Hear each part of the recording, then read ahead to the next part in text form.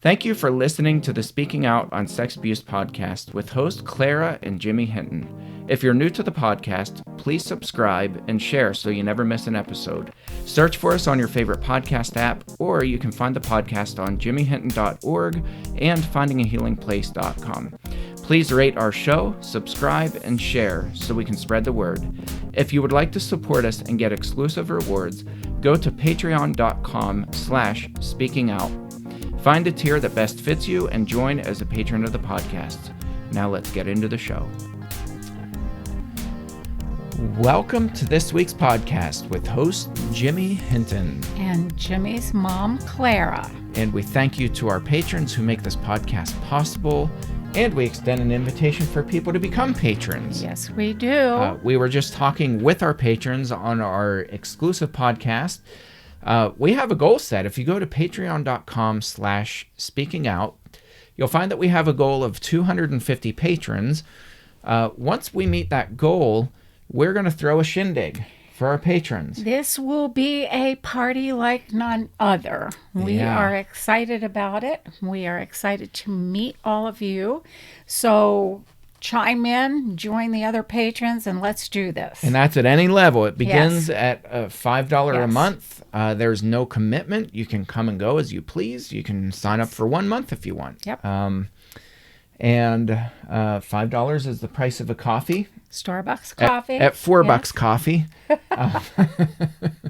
The pricey stuff. Actually, some of their coffee is even more. I about passed out. Yeah, It's it is. ooh. It is. Yeah. But anyway, for $5 a month, we have different tiers, different rewards for each tier. We would love for you to become patrons and help support this podcast because we literally cannot do this without our patrons. Right. So, just our little plug for you guys. All right. We got a question emailed to me about something that I think is pretty important from a listener to the podcast. And we're going to talk about these people who bring abusers into the church or into wherever. It can be any organization, schools, wherever.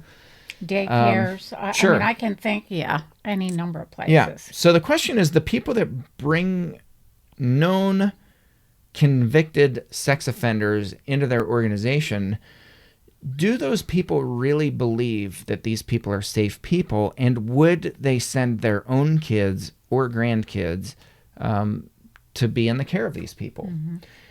And I think it's pretty incredible because this person who said that in the email said, I'm not hearing anybody ask these questions. Yeah. When I read that, and I thought that's very true. Yeah, we have not discussed this at all. But And nobody's question, asking it. No, nobody has asked it. And I think that's though. such an obvious question. Yeah. And I can't believe that people aren't asking it. I can't believe that we haven't had a podcast on this. Right. And in fact, I have a saying, and I kind of probably have to revise this saying a little bit, but I have a saying that church leaders who hide abusers within the confines of their churches, and they have these secret policies. You all know my stance on that. I think they're pathetic. I think they're dangerous. I think they're naive. These covenant agreements between church leaders and abusers that keep them hidden in the church. They keep them anonymous. Only the church leaders and the convicted serial child rapists are aware of these policies. And what they do is it's accountability. They're going to sign accountability partners. I call them babysitters. They're going to sign accountability partners, sign this covenant saying that they're not going to go into the children's wing, et cetera, et cetera. They're very dangerous policies because they don't inform the congregation that registered sex offenders are sitting in the pews. And for a whole host of reasons, it's just a bad idea. So the question is, do those church leaders really believe that these people are repentant? And so my saying was, church leaders who have these covenant agreements, they have the benefit of being in the know, and they're able to keep everybody else in the dark. So they have the power to keep everybody else in the dark. So I think I'm going to revise that a little bit because even though that's true, they have the benefit of being in the know. In other words, they're the only ones who know that this person is a registered serial sex offender. And then they have the power to keep everybody in the dark. It doesn't really matter that they're in the know, because the short answer to these questions that we're going to ask is yes, they would send their own kids, and sometimes they do send their own kids to be in the care of these convicted sex offenders. And that seems absurd, Jimmy, but it's not.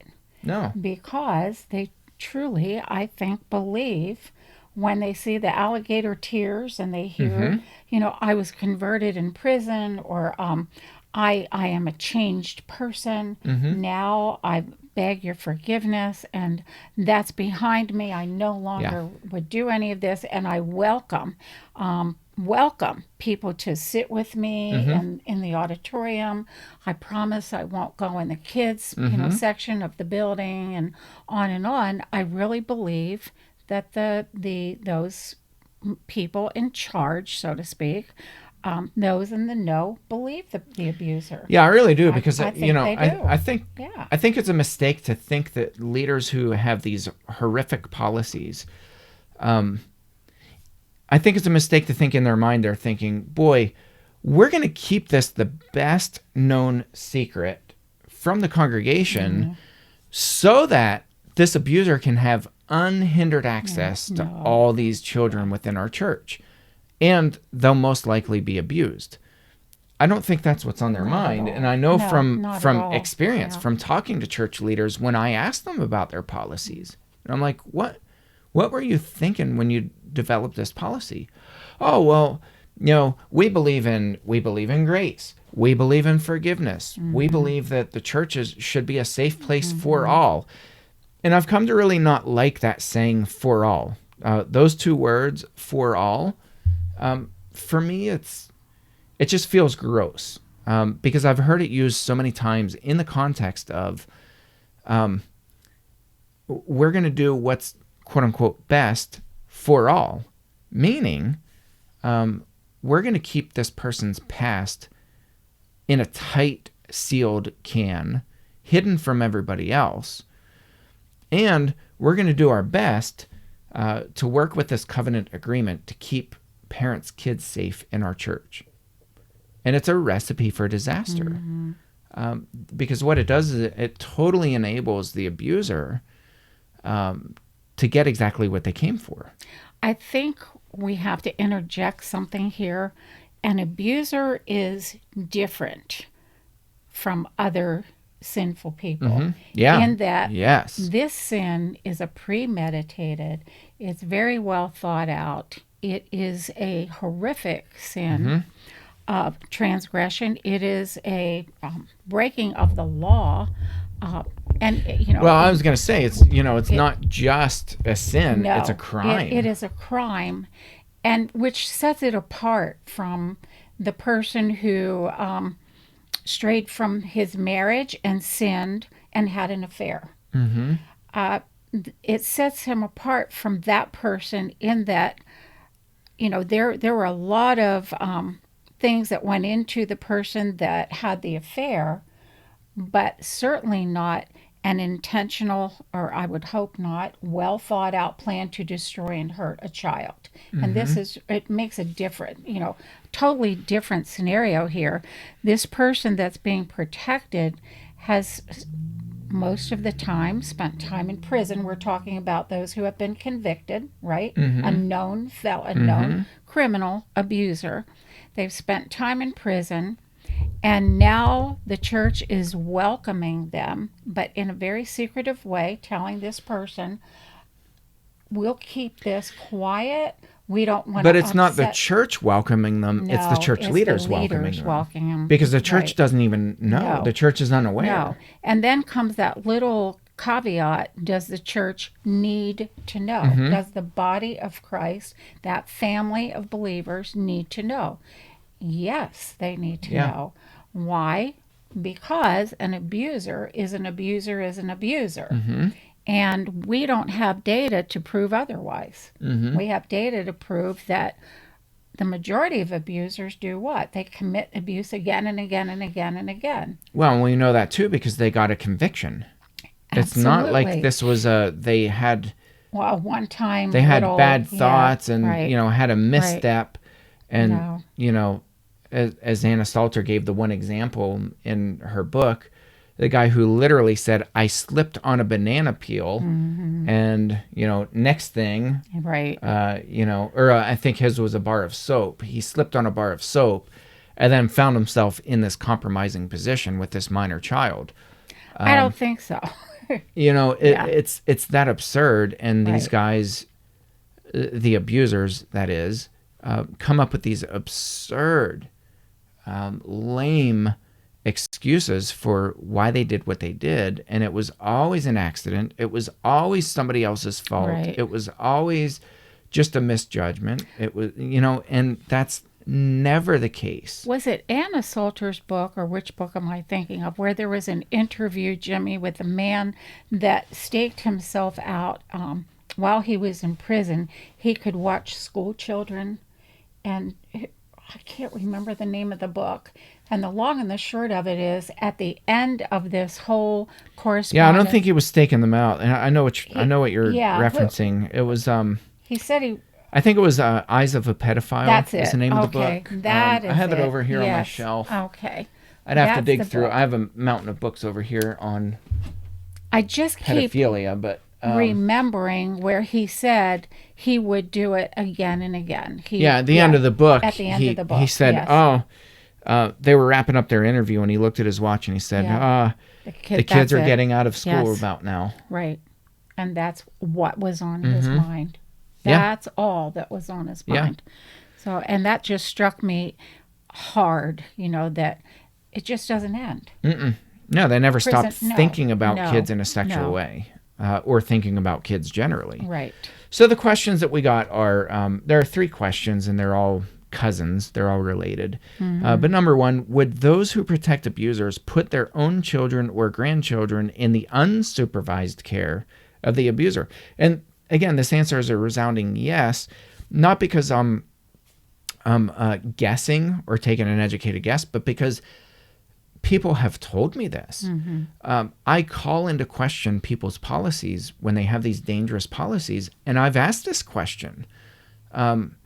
Would you allow your own kids to be with this person? And I think the first time I heard the answer, I was a little bit surprised, because what I expected them to say was, well, no.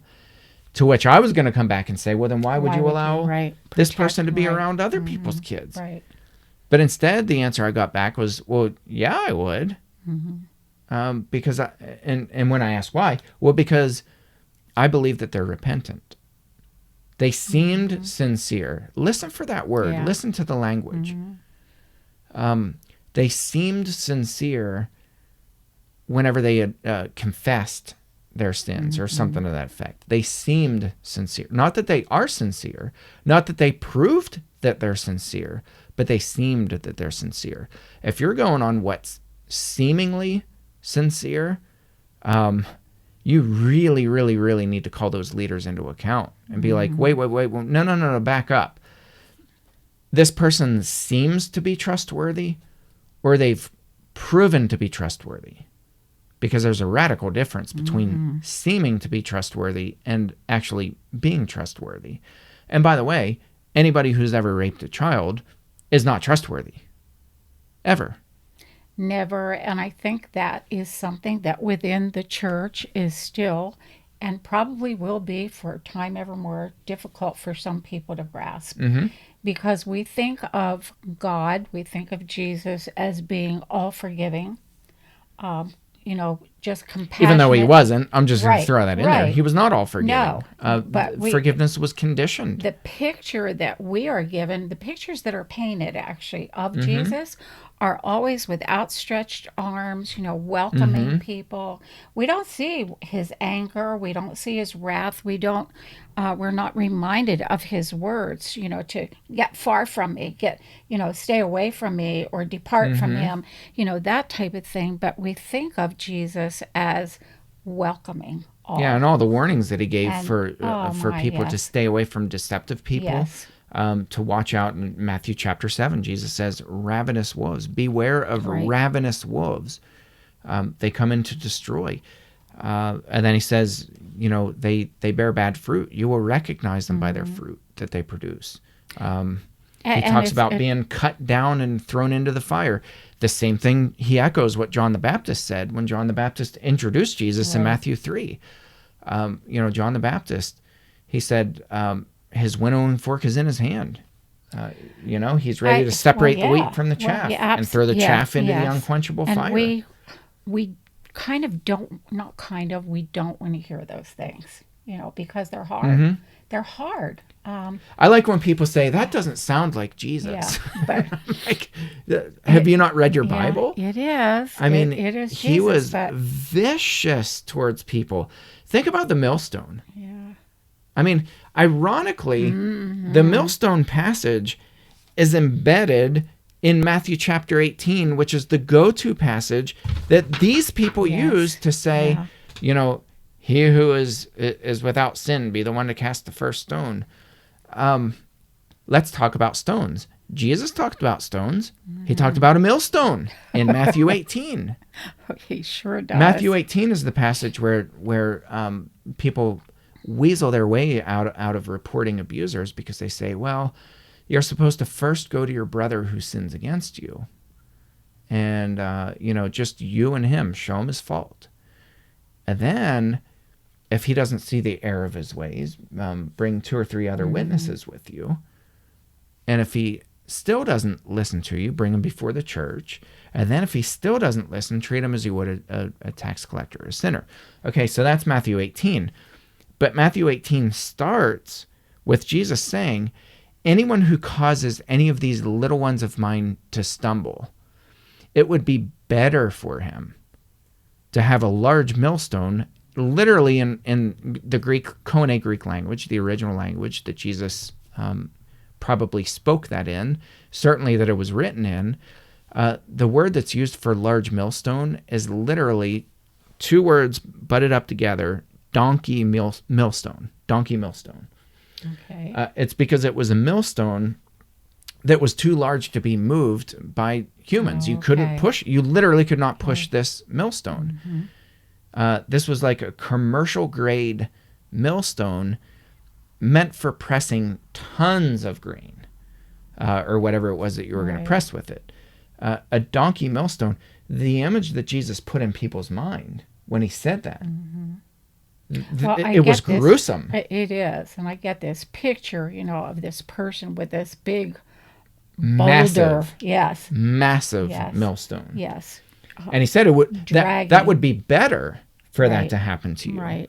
And to be drowned in the depth of the sea. Not the sea, the depth of the sea, the deepest of the deep sea. Mm-hmm. And it's this double death because your neck is snapped before you ever get dropped off the side of the boat. Jesus is painting a very gruesome picture to say, in your mind, this gruesome bloodbath scene that you see, that would be better for the person than if they had never harmed one of my little ones. So, they forget about that passage. Right. Well, and then they jump right into... It's a hard passage. It's the second part of Matthew 18. We don't want to hear, And I think that's where people fall back on the nice things. Well, we need to forgive. When for the person being abused, if you don't forgive your abuser, you'll never have peace, that type of thing. But as far as with the children, protecting the abuser, I think it's out of naive misrepresentation, really, of the scriptures. Yeah, I don't think it's with malice. No, I really don't. No. But in the end, whether the intention is malice or whether it's naivety, either way, the end result is the same. Children get hurt because of poor theology, because people don't think these things through, and because they're willing to risk their own children and grandchildren to put them in the care of these people to prove that they're repentant. Right. Too many times, Jimmy, just in the short term of this podcast, you have mentioned churches that have protected abusers, and they've gone on and abused multiple people within the churches. Yeah. And, Were they preachers' children? Were they elders' children? We don't, I don't know. Certainly you wouldn't know all, but I'm sure those people, felt their children were safe Mm-hmm. with this person Yeah. because he seemed repentant. He Yeah. seemed honest and Mm-hmm. sincere. I Yeah. keep thinking of your dad. He was probably one of the most sincere looking people that, very And soft spoken. sounding, and Yes, his very actions were soft sincere. spoken, very kind actions, very reverent to elderly people, very funny and kind to Mm-hmm. children. He was someone that people welcomed into his home Mm-hmm. with their children, Yeah.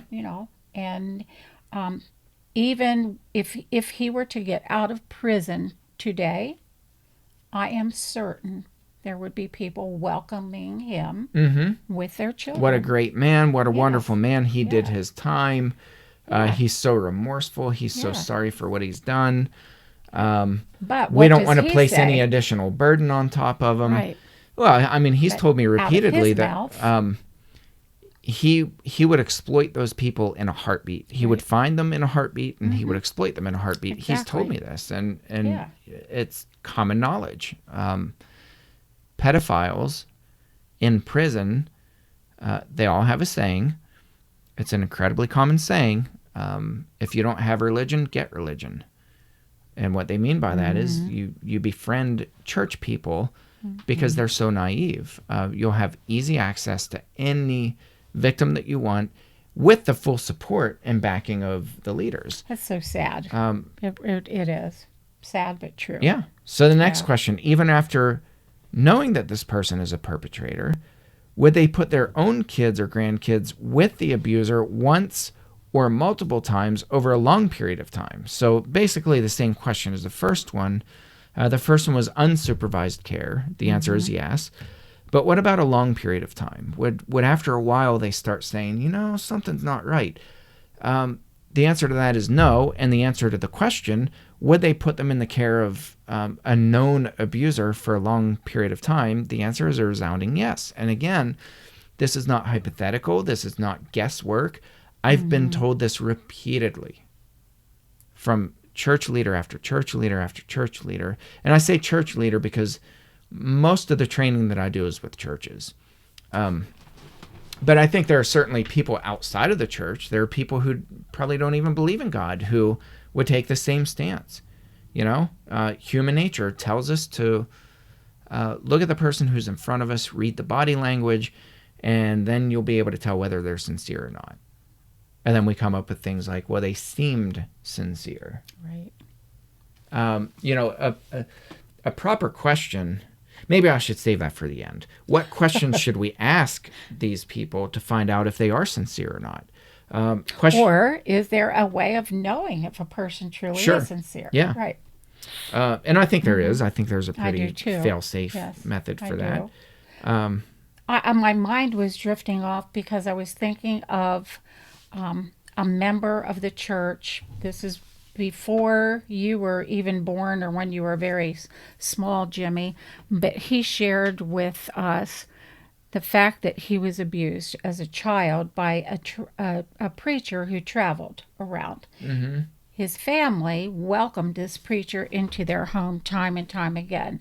He told his father what was being done, and his father refused to believe him. Because he was such a nice man. Yes, he was such a nice man, and he acted so wonderful. He enjoyed the children, he enjoyed their family. Sadly, this man shared the bed with this child, and that's in the day when it was not uncommon for adults to share a bed. You didn't have guest rooms and all that. And this man said he cringed every time this happened because he knew what was going to happen to him. But to his father, who was, very big in the church, very well known, very respected, refused to believe it because there was Because this the guy look. seemed like a He nice did. guy. He seemed nice. Yeah. Yeah. And I think that really blinds people, and abusers know it. Oh, yeah. I mean, my dad has written volumes of letters about, how he preys on the naivety of people, and how he intentionally says things and tests people to find out just how naive they are, and will blatantly do things in front of people, trying to gain their trust or increase their trust that they have in him. And he said it's super easy to do. It's not like, he also rejects this term grooming. He agrees with me that testing is a much better term, because he said I would constantly test people, and I would find out, like, how far would these people go? Would they let me babysit their own kids? And he told me a story once. I may have mentioned this on a previous podcast. I mean, we're up over 150 now. Yeah, it's right? hard to it's close to remember. Yes, exactly, so it's hard to remember what we said and what we haven't. Right. But he told me a story about one of his victims, who he did not confess to. This was not a confessed victim. This was a recent victim up to the time of his arrest. And he told me that he got a letter. Apparently, he had been writing letters to the parents of this kid that he abused from prison, and God knows what he said to them. I have some ideas, and I'd probably be pretty close. I'd be pretty accurate. But he said the mother of this victim wrote him while he was in prison, and was just gushing over my dad. She was gushing over him, saying, it's a shame that you were falsely accused. If you were to get out of prison, if you appealed and you were to get out of prison, I would invite you in tomorrow to babysit my kid again. And he's laughing about this as he's telling me the story. Right. He's like, in his words, he said, this lady is so stupid. Which is also the word that he uses for church volunteers, people who come in from the church and volunteer their time in prison. That's how abusers think of people like this. It's not that the abuser thinks that they're really repentant and that they can refrain from abusing a kid. That's not what the abuser's thinking. The abuser's thinking, my goodness, are these people that gullible? And I know this because not only my dad, but other abusers have told me this. They think it's hilarious. This angers me so much. It truly does. It should anger us. It does. It angers me so much because we feel guilty for not extending open arms to everyone, to all, as you said. And we shouldn't. But we do. And I've been guilty of doing that. I'm not anymore. Of course, I thank God I've been enlightened and educated, but there's this feeling of guilt, how horrible we are to judge another person, to judge their sincerity, to judge their actions that they've repented of and all that. And there's a time and a place where we need to remember what Jesus said. Yeah. I think the millstone, that vision needs to be before us when we're talking about abusers. Yeah. I truly do. And that's for a reason. It's not that Jesus doesn't believe in second chances. No. It's that this is who these people are. I mean, they don't stop. They think it's funny. I mean, imagine that. If you did something to critically injure somebody else, wouldn't you either, one, confess or write an apology, or at least at a very bare minimum want to crawl into a cave and never come out and face that person again? Yes. Instead, he's writing letters from prison to a victim who he didn't confess to. That wasn't one of his 23 victims that he confessed to. He's writing the parents of a victim, taunting them, saying that he's falsely accused and, my goodness, I can't believe that I'm spending time in prison, toying with the parents to see what response he'll get back. He gets this letter back, this gushing letter from this poor woman who's totally gullible, totally naive, has no idea that he abused their little child. And she's writing saying, if you got out of prison, tomorrow I would hire you. I would give you work. And I don't think she's stupid. I don't think she's dumb. I don't think she's uneducated. I don't think she's a bad person. I don't know who she is. But I have to guess she's a completely normal person who believes in the sincerity of other people. And my father took advantage of that. Right. For no other reason. He had no reason to write this woman from prison except to screw with her. Because he thought it was funny. There was no other reason to do it. It's a thrill. He certainly wasn't writing to apologize or to confess that he abused her child. He was writing to mess with her head, and he thought it was hilarious. He told me about it. He thought it was so funny that she was so naive that she would hire him.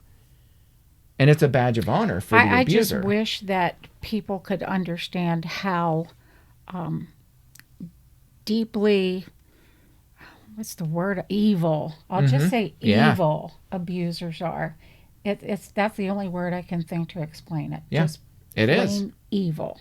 It's twisted, it's demented, Yes. it's deceptive, it's wrong, it's sinful, it's a crime.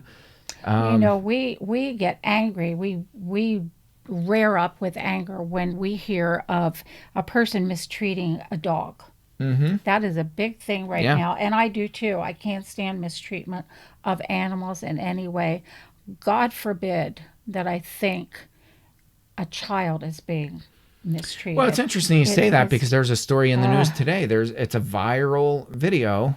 Somebody captured a police officer take his canine dog, and he got mad at the dog for whatever reason, and he picked the dog up. The leash was around its neck. He picked the dog up, spun it around him, and slammed the dog up against his police cruiser. The guy just resigned, I think this morning or yesterday he resigned. This is national news right now. National news. For a dog. Not that it's not wrong. I mean, it's horrific. I'm not going to watch the video because I can't do it. I can't be watch able to see animal that, cruelty any more than I can watch with humans.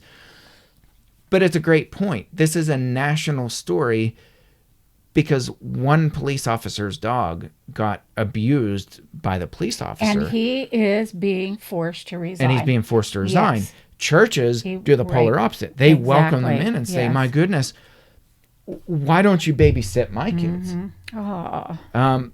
Okay, the last question here. Yeah. Would a protector of an abuser be willing to, quote unquote, prove their trust of the abuser by putting their kids or grandkids unsupervised with the perp? Absolutely, yeah. I think that's the whole purpose, is they want to prove that this person who seems to be nice, again, who seems to be sincere, who seems to be repentant, I'm willing to go the extra mile to prove that my policy to have somebody keep an eye on them, which is the irony on it, they develop these covenant agreements to have the babysitters and keep an eye on them, but they would allow their own kids to be unsupervised without any supervision, without an accountability partner or a babysitter. They would absolutely wholeheartedly be willing to put their own kids or grandkids in what I would call imminent danger to prove that their theology is right. Absolutely, they would. So what do we do about it? How do we actually prove whether somebody is repentant or not? Well, I mean, this is a very short, very simple answer, very, very plain. This person would never be caught dead around another child ever again. Right. And that's not just physically. That also includes online. Right. That means they would relinquish their internet. They would relinquish any smartphone or any phone that had any semblance of being a smartphone, any phone that had a camera. If it's a flip phone that has a camera on it, they would relinquish it. They would have nothing but a good old-fashioned dial-up landline phone hanging on the wall. They would have no internet in their home. They would have no access whatsoever to minor children again. So that's how you prove whether somebody's repentant or not. On a kind of a similar way, but not to that degree, would be the alcoholic that says, I don't drink anymore. I'm dry. I've been dry. That alcoholic, even though we can't compare alcohol addiction to sex abuse, and I'm not trying to at all, not at all, but that alcoholic will not go get a job in a bar, apply for a job in a bar to prove that they're that they can refrain that they're from clean. That alcoholic would not get a job as a driver, as a beer distributor, or as, they're not going to do that because they're going to stay as far away from what destroyed them and their family, because alcoholism destroys families, not just the person. They will stay away from that, and that's how you know that that person is sincere. And I love what you've said about the abuser would just do everything in their power to stay away from children. They wouldn't do it. They wouldn't fathom it. They wouldn't suggest it. They wouldn't. And if somebody else suggested it for them, they'd be repulsed at the idea. They would say, my goodness, you mean, wait a second, let me back up a little bit. Okay, here's what a repentant abuser would say. You mean you want me to sign this covenant agreement that keeps my sex offender status? I'm on the sex offender registry. You want me to keep this a secret from the congregation? And you want to assign accountability people to walk with me wherever I go throughout the church building? And so I that still we can keep this a secret. But I still get to be, you're telling me I still get to be around kids. I still get to watch them, observe them, watch them play, watch little girls in their dresses do somersaults, and I get to look at their underwear, and, I get to have free reign in the church building. The only caveat is that you're going to assign somebody who sits beside me. It makes no sense. Yeah. Exactly. You people are nuts. Yeah. That's what a repentant person would say. You people are nuts. Yes. If you think that's a good idea. Amen that times 1,000. That's what a repentant abuser would say. Exactly. They would say, I want nothing to do with this church. I don't want to be around children. I don't need to be around children. I can't be around children. You people are insane. Right. If you think accountability means keeping my status secretive from parents of children while giving me access to be around children, you people are nuts. That's what a repentant abuser would say. I wish people could understand this. I really do. I wish, Jimmy. I wish. That's my prayer for this podcast. It really is. Yeah. That people will grasp the severity of this. Yeah. And some will. Not everybody has dangerous policies. That is my prayer. Yep. Yes. Well, you want to leave us with a truth bomb for the day? Okay, the truth bomb for today is plain and simple. Once an abuser, always an abuser. A wolf will never change into a lamb. I'll amen that. Okay. All right. Well, thank you for tuning in to this episode, and we will catch you next round. Thanks again for listening to today's episode. Thank you to our patrons who make the podcast possible. If you found it helpful, please follow on Spreaker and search for the Speaking Out on Sex Abuse podcast in your favorite podcast app. Be sure to hit subscribe and rate the show. If you believe in what we do, consider supporting the podcast by becoming a patron. And check out the cool rewards our patrons receive. Share with your friends and tell the world. Join us in speaking out on sex abuse so we can change the tides and prevent abuse.